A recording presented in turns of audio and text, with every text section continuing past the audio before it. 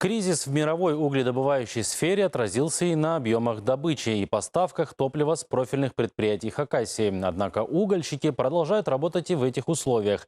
Сегодня одни ищут выход из ситуации, а главное здесь наладить экспорт. Какие новые направления могут открыться для хакасского угля, узнавала Наталья Гармашова. Высокая конкуренция в мировой угольной сфере привела к обвалу цен на черное топливо. Компании снижают объемы добычи, сокращают поставки, но предприятия Хакасии не намерены сдаваться. Строят планы на будущее и сохраняют трудовые коллективы. Об этом шла речь в рамках круглого стола. Представители разрезов, власти и журналисты искали конструктивные пути выживания в условиях кризиса. И первое, что важно сделать, это открыть новое направление сбыта продукции.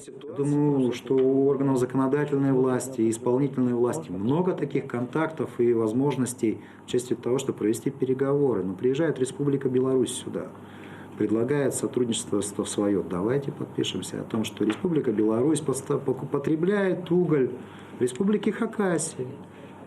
В то же время Республика Хакасия потребляет значительное количество продуктов, производимых в Республике Беларусь. Инициативу руководства разреза Аршановский поддержали представители других угледобывающих предприятий Хакасии.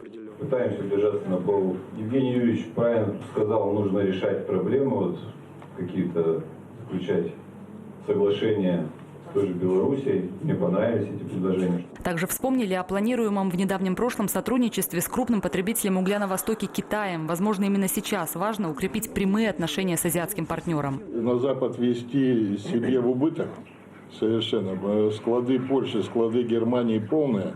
Я не думаю, что это даже в августе и в сентябре мы туда можем повезти.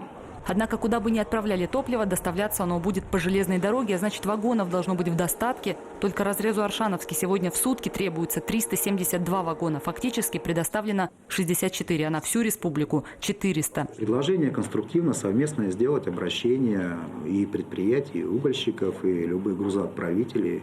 На базе рассмотреть может правительство Республики Хакасия и сделать обращение в части увеличения квоты для региона.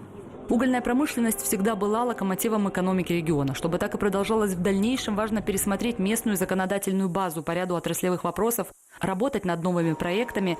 Республика готова оказать посильную поддержку. Решать вопросы оперативно, начиная от муниципальных образований, заканчивая госпорганами Республики Хакасия, по продвижению проектов, по оказанию помощи и содействия в получении лицензии, земли. Диалог получился открытым и продуктивным. Стороны выразили намерение продолжать традицию таких встреч.